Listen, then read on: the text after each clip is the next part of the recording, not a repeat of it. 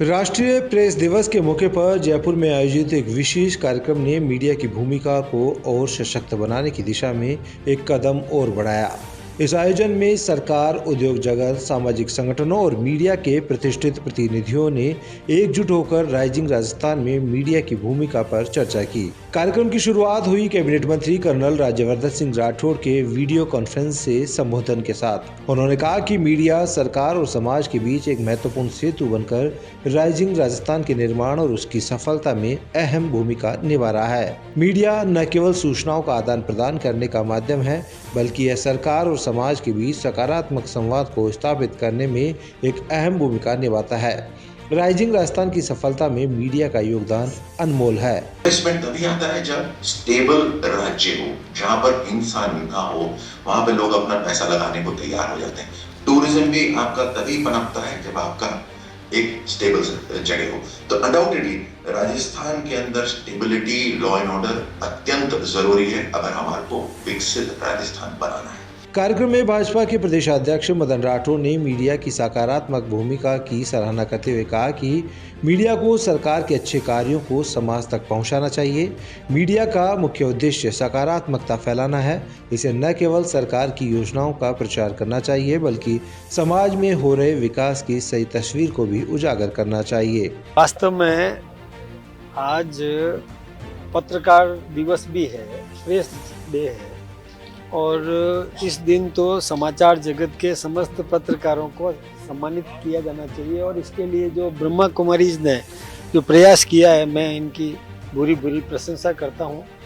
ये काम हम सबका है, हमें करना चाहिए था, इन्होंने किया, बहुत अच्छी बात है। सबसे पहले तो मैं ये बताना चाहूँगा कि जो मुझे पता चला कि पीटीआई के एक हमारे वरिष्ठ पत्रकार पर हमला हुआ, मैं आज उनके घर पर गया और घर पर जाकर के मैंने उनकी कुशल क्षेम पूछी। और चिंता तो है वास्तव में, किसी भी प्रकार से, चाहे कैमरामैन हो या पत्रकार हो या कोई भी हो, उन पर किसी भी प्रकार से हमला किया जाए वो निंदनीय है, तो निश्चित रूप से रोका जाना चाहिए। और हमारी सरकार का संकल्प है, निश्चित रूप से रोकेगी। भविष्य में इस प्रकार की घटना कभी भी नहीं होने पाए, हम इसका पूरा ख्याल रखेंगे। दूसरा, ये जो सुरक्षा की बात जो आप कर रहे हैं, आपने जो सवाल किया था मेरे से कि जिस समय ये नरेश मीणा ने जो कृत्य किया, वास्तव में मुझे तो पहले जानकारी नहीं थी कि ये किस पार्टी का कोई कार्यकर्ता है। अशोक गहलोत जी का एक समाचार पत्र में समाचार छपा था कि वो कांग्रेस का कार्यकर्ता है।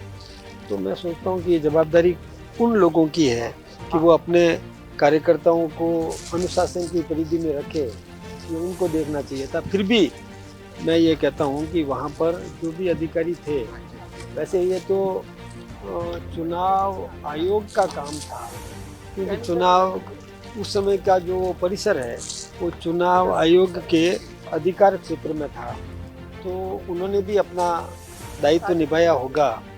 गिरफ्तारी भी हुई, लेकिन मॉब कहीं भी कलेक्ट हो जाता है तो थोड़ा प्रशासन को तकलीफ तो होती ही है, ये अपन सब जानते हैं। फिर भी लेकिन बाद में उसको गिरफ्तार किया, उसको न्यायिक और अभिरक्षा में भी भेजा गया। कानून का काम करेगा और सख्ती से पालना की जाएगी। ब्रह्म कुमारी संस्था की राजयोगिनी सुषमा दीदी ने इस कार्यक्रम में मीडिया को एक नए दृष्टिकोण से देखने की आवश्यकता की बात की।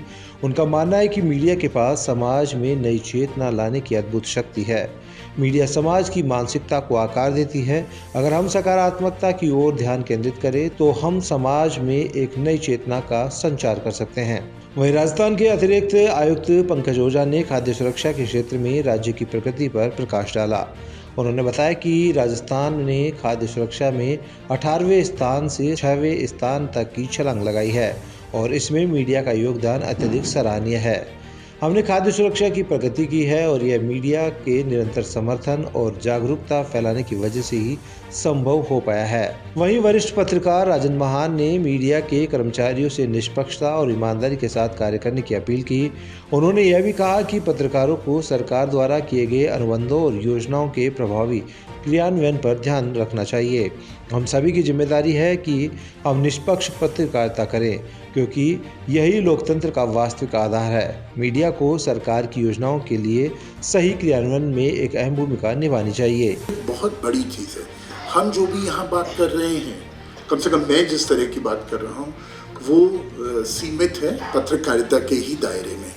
तो पत्रकारिता, मीडिया एक जो बड़ा शब्द है, उसमें से कुछ चुना हुआ, जो लोग हमको खबर देते हैं या हमको आगाह करते हैं कि समाज में क्या हो रहा है, क्या नहीं हो रहा है।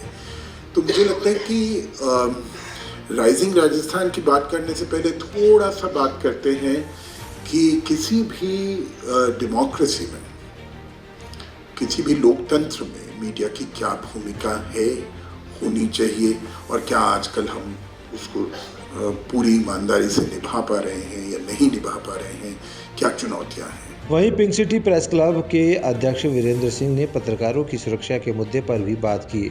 उन्होंने सरकार से पत्रकारों की सुरक्षा सुनिश्चित करने की मांग की, ताकि वे अपनी जिम्मेदारी निभा सके। पत्रकारों की सुरक्षा की गारंटी होना बेहद जरूरी है।